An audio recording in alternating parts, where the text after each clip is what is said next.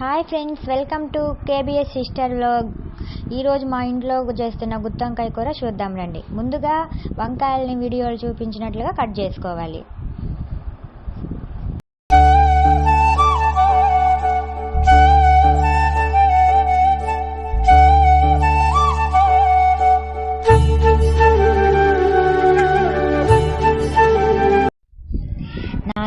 స్పూన్లు వేరుశనగపప్పు, 2 స్పూన్ల ధనియాలు, 1 స్పూను జీలకర్ర, 1 స్పూను పచ్చిశనగపప్పు, 1 స్పూను మినప్పప్పు, కొబ్బరి, పట్ట, లవంగా వేయించి పక్కన పెట్టుకోవాలి. అవి చల్లారిన తర్వాత వాటితో పాటు ఎర్రగడ్డ, టమాటా, పచ్చిమిర్చి, అల్లం, తెల్లగడ్డ, కొంచెం చింతపండు వేసి గ్రైండ్ చేసుకోవాలి.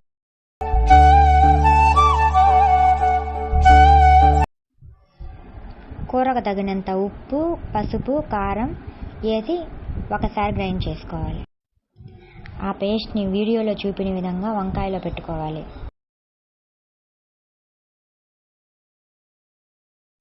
ఇప్పుడు అన్ని వంకాయలకి ఇలా పట్టించిన తర్వాత స్టవ్ మీద కడాయి పెట్టుకొని ఈ కూరకి ఆయిల్ కొంచెం ఎక్కువగా పడుతుంది. ఆయిల్ కొంచెం ఎక్కువగా వేసుకొని అందులో పోపు దినుసులు, కరివేపాకు అన్నీ వేసుకొని ఫ్రై అయిన తర్వాత వంకాయలు వేసుకొని మూత పెట్టుకోవాలి.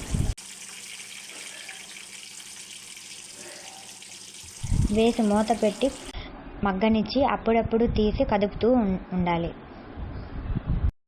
సగం మగ్గిన తర్వాత మిగిలిన పేస్ట్ మొత్తం కూరలో వేయాలి. అన్ని వంకాయలు ఉడికాయో లేదో చూసుకొని కొత్తిమీర వేసుకొని స్టవ్ ఆఫ్ చేయాలి.